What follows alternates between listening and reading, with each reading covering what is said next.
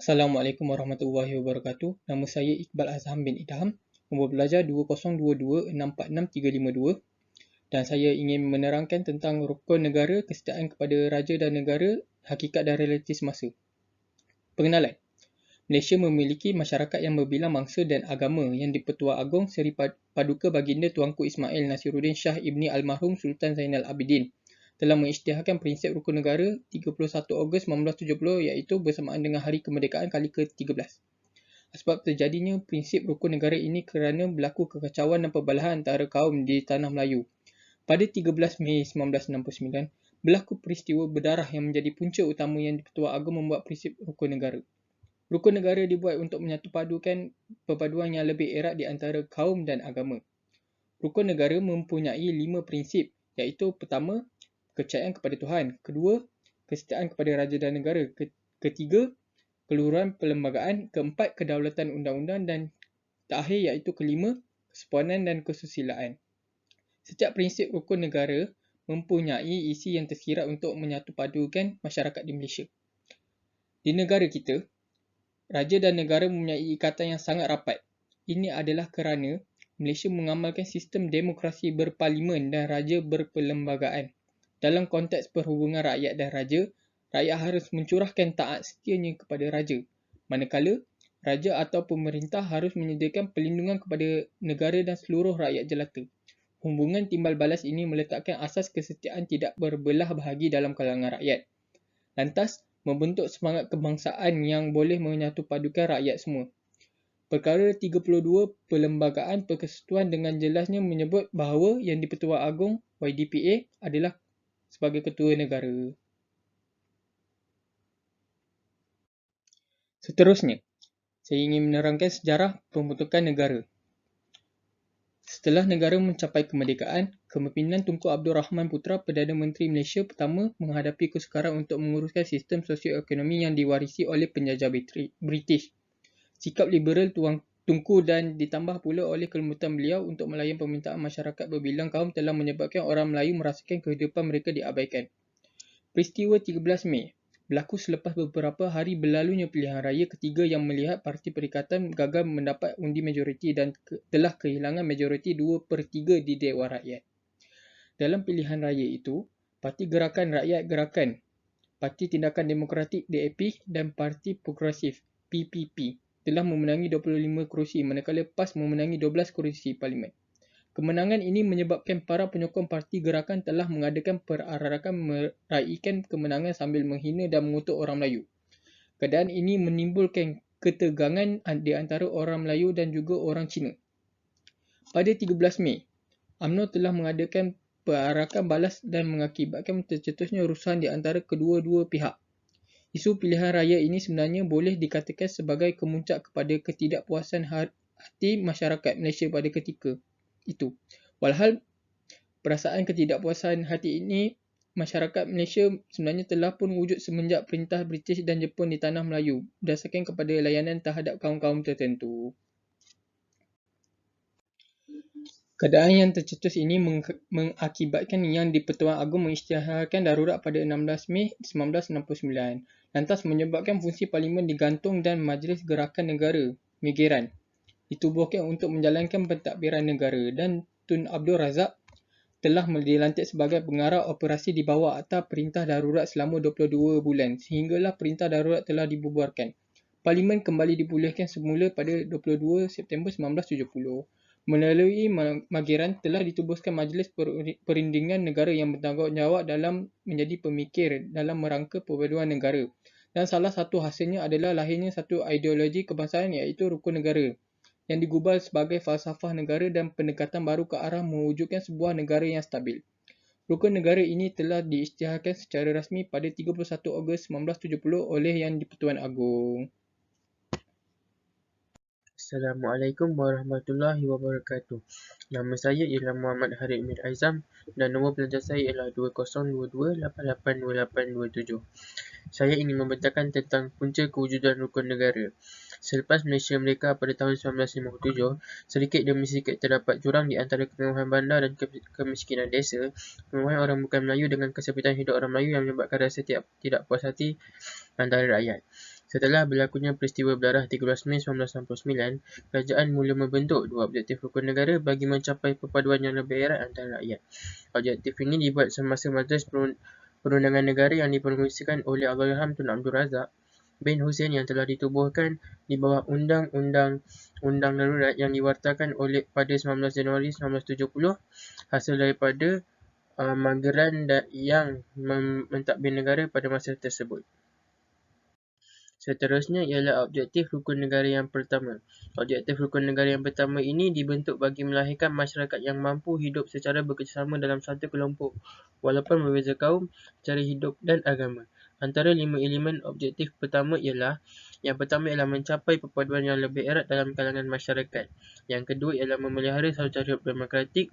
Ketiga, mencipta satu masyarakat yang adil di mana kemakmuran negara dapat dinikmati secara adil dan saksama. Yang keempat ialah membentuk satu sikap yang liberal terhadap tradisi kebudayaan yang kaya dan berbagai-bagai corak. Dan yang terakhir ialah membina sebuah masyarakat progresif yang akan menggunakan sains dan teknologi moden di masa akan datang. Objektif rukun negara yang kedua. Objektif yang kedua ini lebih menumpukan kepada prinsip rukun negara. Ini bertujuan bagi memastikan ketenteraman negara akan terus kekal pada tahap yang sangat baik serta negara bebas dari segala ancaman. Antara elemen yang terdapat ialah yang pertama ialah kepercayaan kepada Tuhan, yang kedua ialah kesetiaan kepada raja dan negara, keluhuran perlembagaan, kedaulatan undang-undang dan terakhir sekali ialah kesopanan dan kesusilaan. Rukun negara sebagai idol kebangsaan. Sejak tahun 1970 semasa negara diambil oleh kerajaan, terdapat beberapa untuk mengkonsolidasikan dasar-dasar kerajaan negara dalam satu federasi nasional. Tujuannya adalah untuk mengawal supaya konsolidasi negara ini tidak terjebak dalam konsep keagamaan yang telah berlaku pada 13 Mei 1949. Pada tahun 1970, kerajaan juga telah memberikan Commission Research and Consultancy diberikan kepada Harvard University Development Advisory Service untuk melakukan Social Science Research for National Unity. Dapatan kumpulan peneliti ini menasihatkan kerajaan supaya memperkenalkan disiplin-disiplin ilmu sains di 3 buah universiti yang terdapat di Malaysia pada masa lalu. Antara universiti yang wujud pada awal dulu ialah Universiti Malaya, Universiti Sains dan Universiti Kebangsaan. Ini bertujuan bagi memberikan latihan kepada tenaga manusia dalam bidang sains sosial supaya dapat menyumbangkan usaha murni untuk mewujudkan perpaduan kaum. Kita masih lagi dalam rukun negara sebagai ideologi kebangsaan. Kesedaran untuk mewujudkan perpaduan kaum adalah tanggungjawab yang sangat berat. Teras utama untuk mewujudkan perpaduan kaum adalah untuk menyedari bahawa manusia itu jadikan Allah SWT berbangsa-bangsa, berkaum-kaum, bersuku-suku dan sebagainya. Hakikatnya, kepelbagaian ini adalah sebenar-benarnya untuk menambahkan seri kehidupan, saling mempelajari, saling berinteraksi dan saling bertolak ansur. Rukun negara yang dibentuk oleh pimpinan Malaysia adalah untuk mengatasi segala perbezaan yang terdapat dalam masyarakat berbilang kaum di negara ini. Oleh itu, unsur-unsur yang terkandung dalam rukun negara tidak menampakkan hak milik sesuatu kaum. Ia bersifat umum dan mencuba untuk membina lingkaran yang luas sehingga pada titik akhirnya dapat mengatur tata kelakuan, mengendalikan dan memberi arah kepada kelakuan dan perbuatan yang sebenarnya bersirikan Malaysia. Yang ketiga ialah 5 prinsip rukun negara yang diwujudkan ini adalah dibentuk berdasarkan acuan masyarakat Malaysia yang membilang kaum dan juga agama. Prinsip-prinsip yang terbina ini adalah bagi memperkukuhkan perpaduan kaum. Dan yang terakhir sekali ialah menurut Tun Abdul Razak, rahsia kesempurnaan rukun negara ialah pada amalannya. Tanpa amalan rukun negara akan menjadi secebis dokumen yang tidak mempunyai makna. Menurut beliau lagi, adalah mustahak rukun negara bukan sahaja difahami oleh setiap rakyat, tetapi juga diamalkan dengan sepenuhnya dan segala hikmat-hikmat yang terkandung di sebalik tiap-tiap perkataan dan kalimat rukun negara itu benar-benar menjadi darah daging. Kesetiaan kepada raja dan negara membawa maksud bahawa Malaysia mengamalkan sistem demokrasi berparlimen dan raja berperlembagaan dengan Seri Paduka Baginda Yang di-Pertuan Agong sebagai ketua negara dan sistem raja juga diamalkan di setiap negeri dan yang di-Pertua Negeri bagi negeri-negeri yang tidak beraja. Seri Paduka Baginda, raja-raja yang di-Pertua Negeri adalah merupakan lambang perpaduan rakyat. Maka setiap warga negara hendaklah menumpukan sepenuh taat setia, jujur dan ikhlas kepada Seri Paduka Baginda Yang di-Pertuan Agong. Di peringkat negeri pula, rakyat dihendaki menumpukan taat setia kepada raja yang memerintah negeri tempat mereka bermaslahatin tanpa mengurangkan taat setia kepada Yang di-Pertuan Agong. Prinsip ini juga bertujuan melahirkan rakyat yang bertanggungjawab dan sanggup berkorban untuk negara demi keamanan dan kemajuan. Pegangan yang teguh kepada prinsip ini dipercayai dapat melahirkan rakyat seperti berikut. Yang pertama ialah menghormati harta awam, yang kedua ialah menghormati simbol-simbol kedaulatan negara, yang ketiga ialah mematuhi undang-undang, produktif berusaha meningkatkan nama baik negara melalui aktiviti-aktiviti sosial, ekonomi dan politik yang diceburinya. Sanggup menyumbang masa dan tenaganya untuk pembangunan masyarakat dan negara.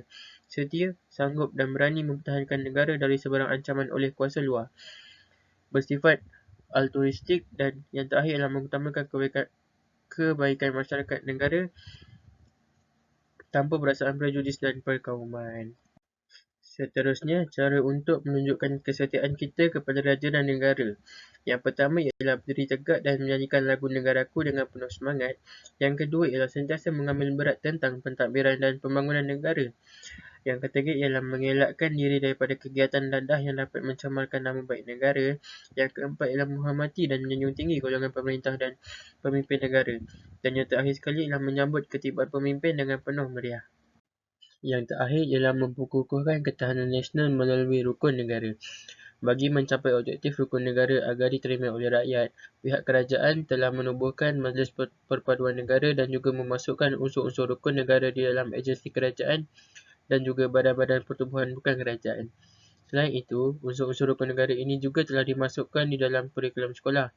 Perkara ini adalah bagi mewujudkan perpaduan di kalangan rakyat yang berbilang kaum di Malaysia. Menurut pandangan Tun Abdul Razak, orang yang bertanggungjawab dalam membina rukun negara menjelaskan bahawa tanggungjawab untuk mengamalkan rukun negara itu bukan sahaja terletak pada para pelajar dan murid-murid sekolah. Anggota-anggota rasa seperti ibu bapa, pemimpin kaum, guru-guru dan seterusnya orang ramai mempunyai tanggungjawab yang sama untuk memahami dan mengamalkan prinsip-prinsip rukun negara. Harapan beliau dalam memperkukuhkan perpaduan rakyat dijelaskan dalam ucapan yang disampaikan pada Perhimpunan Bergerak Kaum Ibu dan Pemuda UMNO pada 20 Januari 1921. Menurut beliau juga, kerajaan amat berharap bahawa rakyat negara ini akan menjunjung tinggi perlembagaan negara kita dan juga menjunjung tinggi dan mengamalkan prinsip-prinsip rukun negara. Saya yakin dan percaya dengan izin Tuhan jika kita patuh kepada kedua-dua ini, rakyat negara ini akan damai dan kita terus menjadi negara yang kukuh dan bersatu serta makmur. Itu kata-kata itu kata-kata Tun Abdul Razak. Semangat yang terkandung melalui kelima-lima prinsip rukun negara seolah-olah semakin dilupakan oleh generasi muda pada masa kini. Agak tidak keterlaluan sekiranya boleh dikatakan ramai yang tidak mengingati kesemua prinsip rukun negara sekiranya ditanya kepada mereka. Mereka tidak begitu menghayati roh sebenarnya kewujudan rukun negara ini seperti mana yang diinginkan oleh kepimpinan negara. Keadaan sebegini amat berbahaya kepada negara yang dihuni oleh penduduk pelbagai kaum. Beberapa peristiwa yang berlaku memberikan gambaran bahawa prinsip rukun negara seolah-olah sudah dilupakan serta tidak relevan dalam kehidupan hari ini. Sekian daripada saya, terima kasih. Assalamualaikum warahmatullahi wabarakatuh.